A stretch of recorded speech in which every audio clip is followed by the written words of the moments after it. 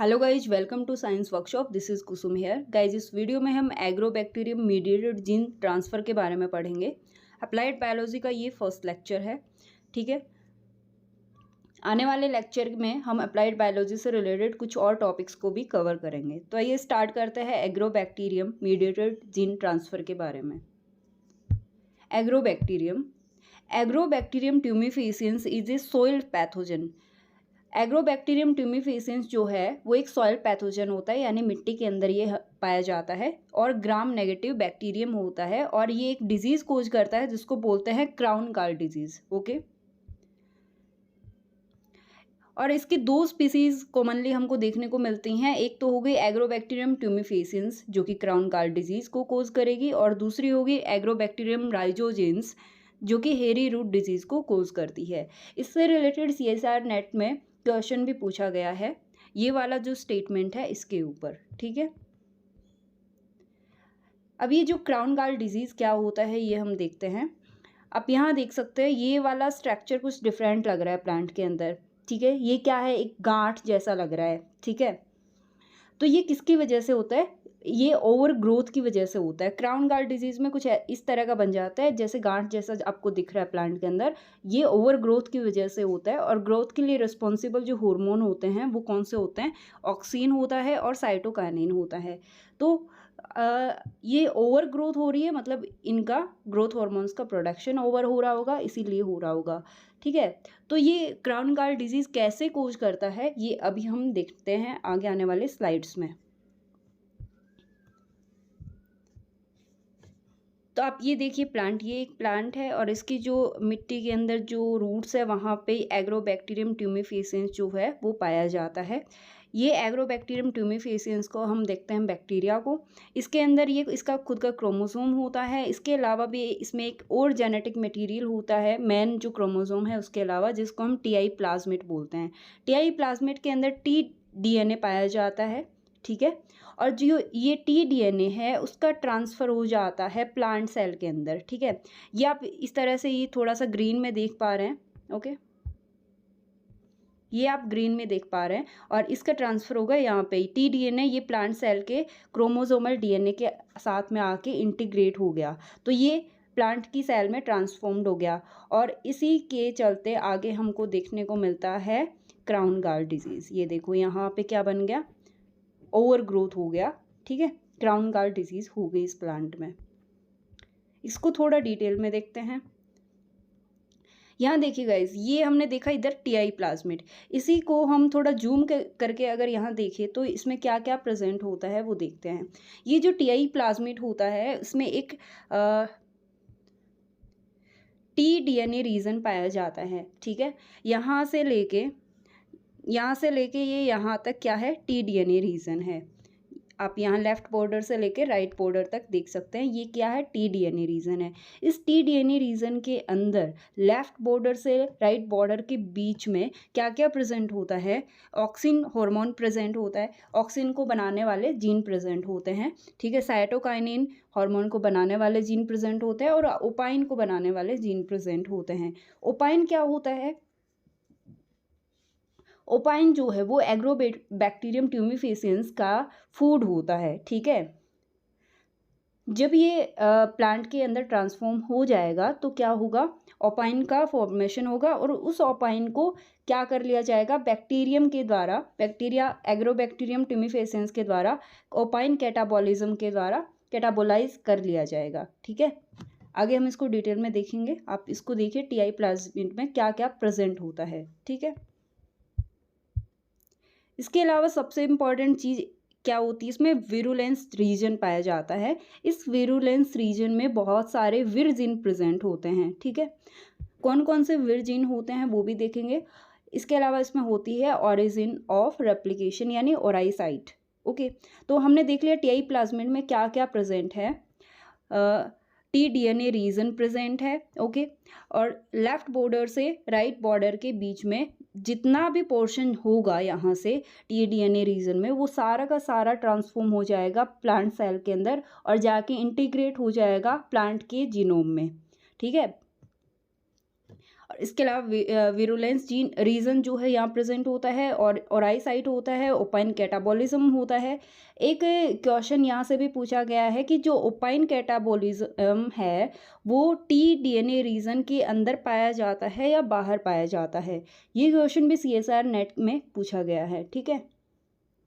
तो कहाँ पाया जाता है? ओपाइन कैटाबॉलिज्म टी-डीएनए रीजन के बाहर पाया जाता है, ओके। टीआई प्लाज्मिड को गाइज दो टाइप में या दो ग्रुप में जो है वो डिवाइड किया गया है कि इसमें कौन से टाइप का ओपाइन पाया जाता है। इसमें दो टाइप के ओपाइन पाए जाते हैं, ठीक है। जो नोपेलिन प्लाज्मिड है और ऑक्टोपाइन प्लाज्मिड है। नोपेलिन जो प्लाज्मिड है वो नोपेलिन जो ओपाइन है वो बनाएगा, और ये बनाएगा ऑक्टोपाइन, ओके। तो इसी बेस पे कि ओपाइन कौन से टाइप का है टीआई प्लाज्मिड में, इसको दो ग्रुप में डिवाइड किया गया है, नोपेलाइन प्लाज्मिड एंड ऑक्टोपाइन प्लाज्मिड। अभी देखते हैं जो ये विर जीन था यहाँ पे, ये इसको थोड़ा सा जूम करके यहाँ पे देखते हैं कि कौन कौन से विर जीन विर रीजन में, विरुलेंस रीजन में पाए जाते हैं। एक तो हो गया विर ए, विर बी, विर जी, विर सी, विर डी, विर ई, विर एफ और विर H.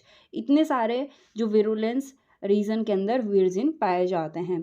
DNA between left border and right border is transferred to plant as single stranded DNA।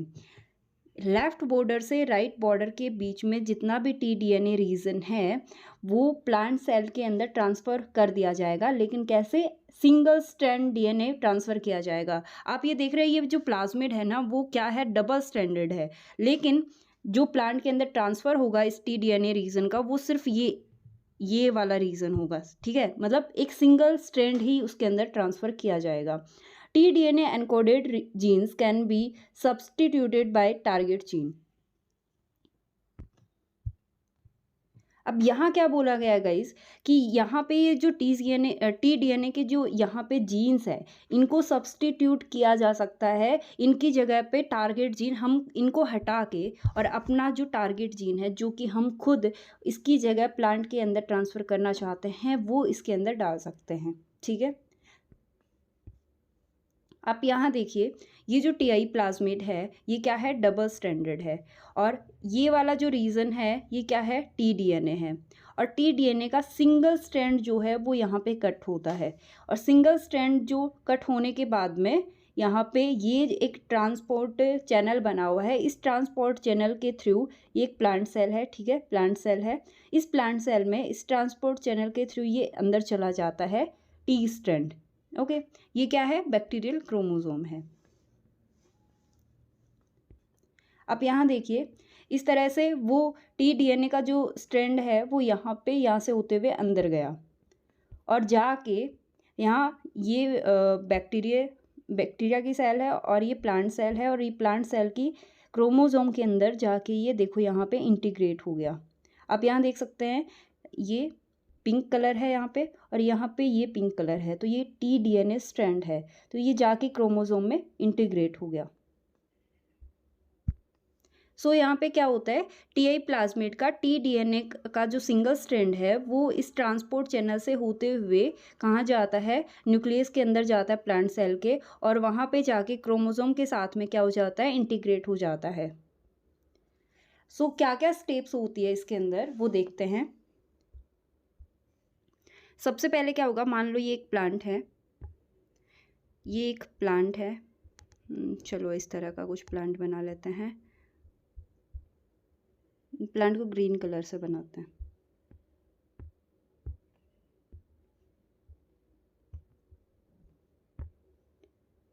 ये हमारा बन गया प्लांट। ये ठीक है, और इसके सॉइल के अंदर यहाँ पे क्या है? बैक्टीरिया है, एग्रोबैक्टीरियम ट्यूमिफेसियंस यहाँ पे प्रेजेंट हैं, ठीक है। और जब भी प्लांट के अंदर क्या होगा? जब भी प्लांट के अंदर यहाँ पे वुंड क्रिएट होगा, ठीक है, जब प्लांट के अंदर वुंड क्रिएट होगा तो यहाँ पे फिनोलिक जो मॉलिक्यूल्स हैं वो प्रोड्यूस होते हैं। फिनोलिक मॉलिक्यूल्स जो है वो प्रोड्यूस होते हैं, ओके। जब ये फिनोलिक मॉलिक्यूल प्रोड्यूस होंगे तो यहाँ पे इसका सिग्नल जाएगा एग्रोबैक्टीरियम ट्यूमिफेसियंस के पास में। और यहाँ पे ये जो बैक्टीरिया प्रेजेंट है इसकी सरफेस पे पाए जाते हैं, क्या पाए जाते हैं, रिसेप्टर पाए जाते हैं। ठीक है, क्या पाए जाते हैं, रिसेप्टर पाए जाते हैं। और इन रिसेप्टर के द्वारा इस फिनोलिक मॉलिक्यूल को यहाँ पे कैच कर लिया जाता है और उसके बाद में यहाँ से ये जो बैक्टीरिया है वो जाके यहाँ पे आ जाता है, प्लांट के पास में यहाँ आ जाता है वो बैक्टीरिया। ओके, और आगे की प्रोसेस स्टार्ट होती है। और आगे की प्रोसेस क्या होती है कि यहाँ पे इसका जो tDNA है, जो TI प्लाज्मिड है उसका tDNA है वो प्लांट सेल के अंदर चला जाता है ट्रांसपोर्ट चैनल के द्वारा। ठीक है, तो अभी हम इसके स्टेप्स के बारे में यहाँ पे देखेंगे ओवरव्यू। सबसे पहले क्या हुआ, प्लांट स्ट्रेस कंडीशन आई। ठीक है, यानी वुंड का क्रिएशन हुआ, वुंड क्रिएट हुआ। जब प्लांट स्ट्रेस कंडीशन आई तो फिनोलिक प्रोडक्शन हुआ, फिनोलिक मॉलिक्यूल्स का प्रोडक्शन हुआ। ठीक है, थर्ड क्या होगा, बैक्टीरिया को सिग्नल मिला कि फिनोलिक का प्रोडक्शन हुआ है तो वो जाके प्लांट के पास में जाएगा, उसको सिग्नल मिला। उसके बाद में विरुलेंस सिस्टम एक्टिवेशन हुआ। जो विरुलेंस रीजन हमने देखा था उसका एक्टिवेशन होता है, अभी नेक्स्ट स्लाइड में हम वो देखने वाले हैं डिटेल में। ठीक है, एक ओवरव्यू इस स्लाइड में आप ले लो कि कौन कौन से स्टेप जो है वो इसके अंदर होते हैं। उसके बाद में tDNA का क्या होगा, जनरेशन होगा। देन tDNA का ट्रांसफ़र होगा प्लांट सेल के अंदर एंड देन tDNA इंटीग्रेट हो जाएगा प्लांट जीनोम के अंदर। ओके, और इंटीग्रेट होने के बाद में क्राउन गाल डिजीज़ कोज हो जाएगी। सो इस स्लाइड में आप देख सकते हैं ये हमारा प्लांट की सेल्स हैं। यहाँ पे ये वाले जो सेल्स हैं ये क्या है, प्लांट की सेल्स हैं। ओके, और ये है हमारा एग्रोबैक्टीरियम ट्यूमिफेसियंस। तो यहाँ पे प्लांट के अंदर क्या हुआ, वुंड क्रिएट हुआ। फर्स्ट स्टेप क्या है, प्लांट के अंदर वुंड क्रिएट हुआ और एसिटोसिरिंजोन यहाँ पे प्रोड्यूस हुआ। एसिटोसिरिंजोन क्या है, एक फिनोलिक मॉलिक्यूल ही है। यहाँ पे आप देख सकते हो उसके अंदर OH ग्रुप है। एसिटोसिरिंजोन एक फिनोलिक मॉलिक्यूल होता है। तो यहाँ पे फिनोलिक मॉलिक्यूल का प्रोडक्शन हुआ वुंड के बनने के बाद में। तो इसको सिग्नल किसको गया, TI प्लाज्मिड तक गया, यानी बैक्टीरियल सेल को गया। और ये कैसे गया कि इसके ऊपर क्या होते हैं, कुछ रिसेप्टर प्रेजेंट होते हैं, इनको इस सिग्नल को उस रिसेप्टर ने कैप्चर कर लिया। और ये रिसेप्टर क्या होता है, यहाँ पे ये रिसेप्टर जो है विर ए जीन होता है। क्या होता है, विर ए जीन होता है यहाँ पे ये रिसेप्टर। विर ए जीन जो है फिनोलिक मॉलिक्यूल को कैप्चर करने के बाद में आगे जाके क्या करेगा, विर जी जीन को एक्टिवेट करेगा। ठीक है, आगे जाके यहाँ पे विर जी जीन को एक्टिवेट करेगा। विर जी जीन जो है वो ट्रांसक्रिप्शन फैक्टर होता है, जो कि जाके ये जो विर रीजन में जितने भी विर जीन प्रेजेंट हैं उनको जाके ये एक्टिवेट कर देगा। ओके, विर रीजन के अंदर जो है वो एक प्रोमोटर प्रेजेंट होगा श्योरली, तो उस प्रोमोटर को एक्टिवेट करेगा और उसके साथ ही सारे विर जीन जो है वो एक्टिवेट हो जाएंगे। तो पहले से जो है विर ए और विर जी जीन जो है वो इसके अंदर प्रोड्यूस होते रहते हैं एग्रोबैक्टीरियम ट्यूमिफेसियंस के अंदर। ठीक है, सो थर्ड में क्या होगा, थर्ड जो है vir protein synthesize single stranded DNA। जो ये विर प्रोटीन्स जो है वो बनेंगी विर जीन से, और विर प्रोटीन बनने के बाद में ये tDNA का सिंथेसिस होगा। ठीक है, देन फोर्थ क्या होगा, ये tDNA कट हो जाएगा, सिंगल स्ट्रैंड tDNA इंटरमीडिएट, और ये जाएगा प्लांट सेल के अंदर। ठीक है, और यहाँ पे क्या होता है गाइस, यहाँ पे ये होता है ट्रांसपोर्टेशन चैनल। ये किससे मिलकर बना होता है वो भी हम देखते हैं कि ये जो है वो बी जो जीन है, विर B1 से विर B11 तक जीन जो पाए जाते हैं उनसे मिलकर ये बना होता है। ओके, सो tDNA जो है प्लांट सेल के अंदर ट्रांसफ़र हो गया। इस tDNA का इंटीग्रेशन होगा कहाँ पे, न्यूक्लियस के अंदर। ओके,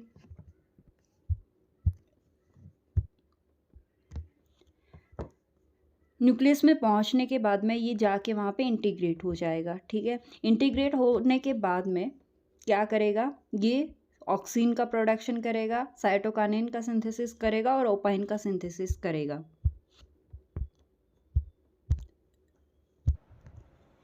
सो यहाँ पे जो ओपाइन बना है, ठीक है,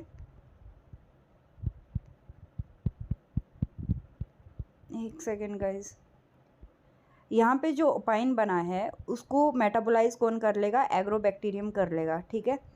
मतलब उसका वो खाना था ओपाइंस, तो वो उसको अपना खा लेगा। लेकिन यहाँ पे साइटोकाइनिन और ऑक्सिन तो बच गए। अब इनकी वजह से क्या होगा, ओवर प्रोडक्शन होगा। ओवर प्रोडक्शन क्यों होगा, इस सेल के अंदर अपने खुद के पास भी तो साइटोकाइनिन और ऑक्सिन प्रेजेंट थे, अब और प्रोड्यूस हो गए ये, तो यानी कि साइटोकाइनिन और ऑक्सिन का बढ़ गया अमाउंट, और उसकी वजह से यहाँ पे इसका जो ग्रोथ है वो बढ़ जाएगा, जिसकी वजह से ट्यूमर फॉर्मेशन होगा और क्राउन गाल डिजीज़ हमें देखने को मिलेगी, ठीक है।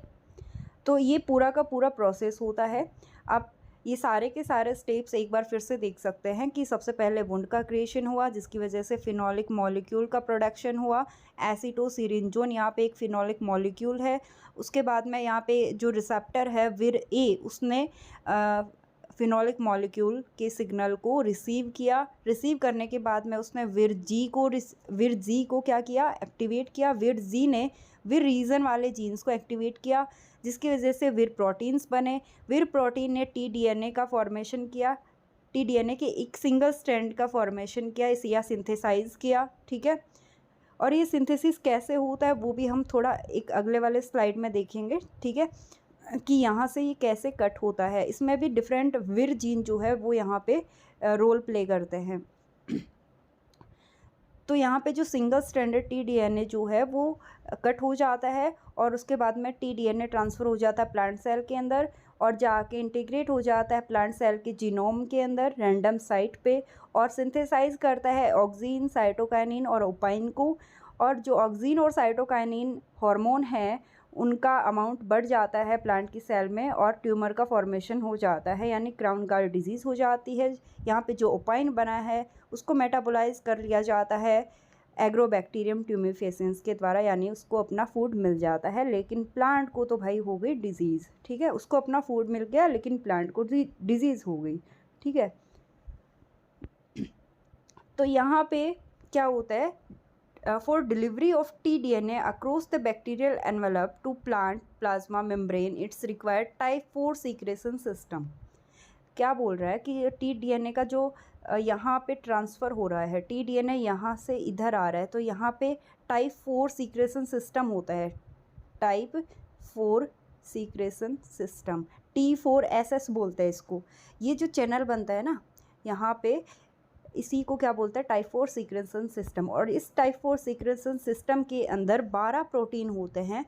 विर B1 से लेके विर B11 तक होता है, और विर D4 प्रोटीन यहाँ पे पाया जाता है, ठीक है। इन प्रोटीन के दो फंक्शनल कंपोनेंट होते हैं, TI पाइलस और मेम्ब्रेन एसोसिएटेड ट्रांसपोर्ट कॉम्प्लेक्स, ठीक है। विर जीन के हम फंक्शन देखते हैं, सबसे ज़्यादा इम्पॉर्टेंट रोल जो है वो प्ले करते हैं विर जीन्स। सो हमने देखा विर ए का काम होता है कि वो इसके ऊपर एगेरोबैक्टीरियम ट्यूमिफेसियंस यानी बैक्टीरिया के ऊपर एज ए रिसेप्टर काम करता है, और फिनोलिक मॉलिक्यूल को रिसीव करता है, सिग्नल को रिसीव करने का काम करता है। इसके अलावा विर ए जो है विर जी को यहाँ पे क्या करेगा, एक्टिवेट करेगा। विर जी का काम क्या होता है, विर रीजन को एक्टिवेट करता है, और जिसकी वजह से विर जीन जो है वो एक्टिवेट हो जाते हैं और विर प्रोटीन का प्रोडक्शन करते हैं। यहाँ पे जो है विर बी से लेके विर एफ तक जो है वो प्रोटीन पाए जाते हैं, जिनका मेन फंक्शन होता है। तो यहाँ पे जो विर बी कॉम्प्लेक्स होता है ना, वो तो यहाँ पे ट्रांसपोर्ट चैनल बनाता है, ठीक है। विर B1 से लेके विर B11 तक यहाँ पे ये ट्रांसपोर्ट चैनल बनाएगा, ठीक है। इसके अलावा जो विर सी जो होता है वो क्या करता है, इस tDNA को पुश करता है इसके अंदर जाने के लिए, ओके। इसके अलावा विर डी जीन जो है उसका D1 जो है वो लेफ़्ट बॉर्डर पे क्या करता है, कट करेगा, और विर D2 जो है उसके tDNA के राइट बॉर्डर पे कट करेगा, ओके। उसके बाद में जब कट हो गया तो क्या होता है, ये हमारा tDNA कट हो गया। कट होने के बाद में जो 5 प्राइम एंड होता है वहाँ पे जाके D2 जो है क्या हो जाता है, जुड़ जाता है, कैप की तरह जुड़ जाता है। इसके अलावा ये जो tDNA बाहर कट हुआ है ये फोल्ड ना हो जाए, इसको न्यूक्लियोसिस से प्रोटेक्ट करने के लिए जो विर ई प्रोटीन है, ठीक है, वो यहाँ पे इसको बाउंड करके रख लेता है। तो इसको ऐसे बाउंड कर लिया है विर ई प्रोटीन ने। तो जो प्लांट के अंदर जीन जाते हैं, विर जीन जाते हैं, वो कौन कौन से जाते हैं? एक तो होता है विर D2, एक होता है विर ई, इसके अलावा एक जो है प्रोटीन वो विर एफ प्रोटीन भी प्लांट सेल के अंदर जाता है, ठीक है। तो विर एफ प्रोटीन क्या करेगा?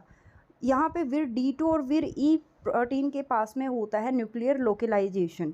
न्यूक्लियर लोकलाइजेशन यानी कि किसी भी प्रोटीन के पास में क्या होता है कि उसको जाना कहाँ पे, उसका लोकेशन होता है। तो विर D2 और ई को पता है कि हमको जाके न्यूक्लियस में पहुँचना है, ठीक है।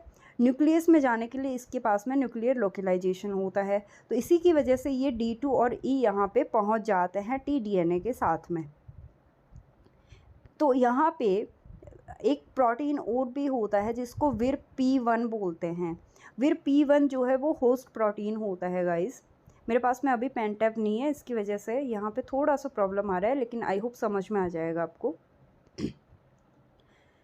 सो विर P1 जो है वो प्लांट सेल का ही प्रोटीन होता है, और विर P1 जो है वो E2 से क्या करता है, E2 से इंटरेक्ट करता है और उसको हेल्प करता है tDNA को प्लांट जीनोम के साथ में इंटीग्रेट करवाने में, ओके। उसके बाद में एक विर एफ प्रोटीन जो कि यहाँ से आया था प्लांट सेल के अंदर, वो क्या काम करेगा, वो इस P1 की एक्टिविटी को डिक्रीज़ कर देगा, जिसकी वजह से P1 जो है वो E2 की एक्टिविटी को डिक्रीज़ कर देगा और इसको यहाँ से डिग्रेड कर देगा, और साथ ही साथ जो है D2 भी यहाँ से रिमूव कर दिया जाएगा विर एफ प्रोटीन के द्वारा। सो यहाँ पे जो E2 और D2, जो विर ई प्रोटीन और जो विर D2 प्रोटीन यहाँ पे tDNA के साथ में इंटीग्रेट होके आए थे, वो जो जुड़ के आए थे, ठीक है, तो वो इंटीग्रेशन से पहले रिमूव कर दिए जाते हैं विर एफ के द्वारा, और जिसकी वजह से इंटीग्रेशन tDNA का बहुत अच्छे से हो जाता है। और इंटीग्रेशन हो गया तो क्या हो जाएगा, क्राउन गाल डिजीज़ कोज हो जाएगी। सो आगे ये थ्योरी के रूप में यहाँ पे लिखा हुआ है सारे के सारे विर जीन्स के फंक्शन के बारे में, जो अभी अभी हमने देखा है। अगर पेन टैब होता तो मैं आपको शॉर्ट में करवा देती, ठीक है। अभी ऑनलाइन ऑर्डर करने का सोच रहे थे, तो मे भी कुछ दिनों में आ जाएगा। उसके बाद में हम पेन टैब के साथ में ठीक से शॉर्ट टर्म्स में एक्सप्लेन करके समझेंगे, ठीक है।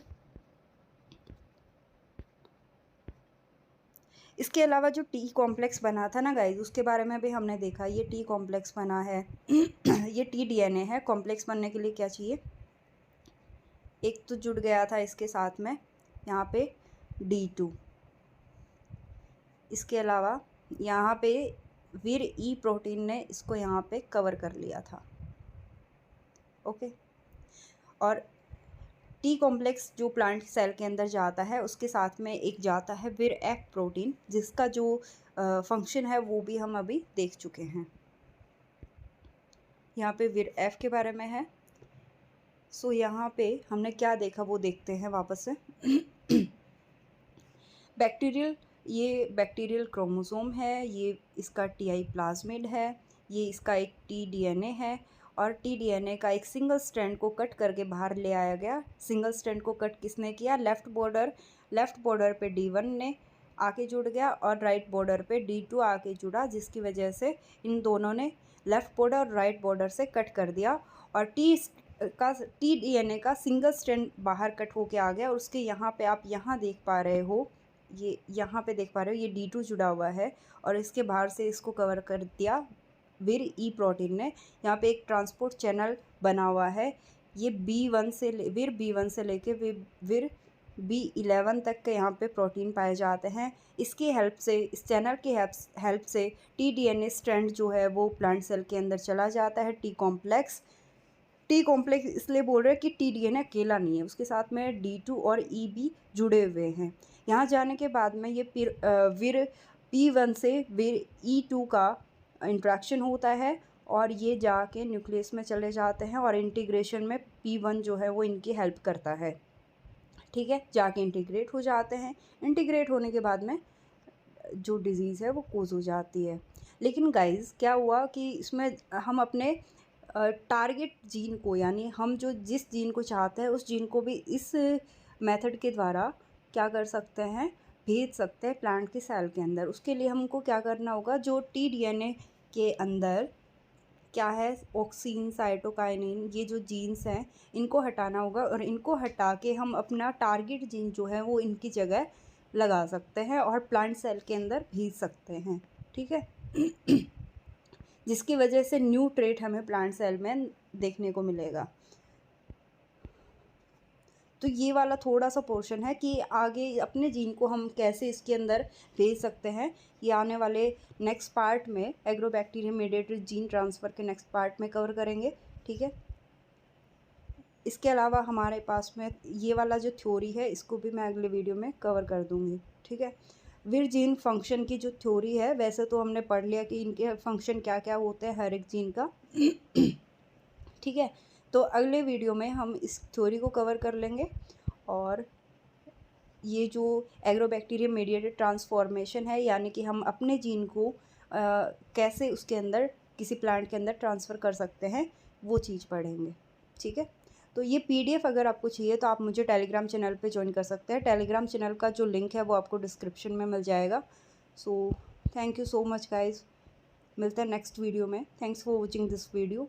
अगर वीडियो अच्छा लगा हो तो लाइक, शेयर और सब्सक्राइब करना ना भूलें। Thank you so much.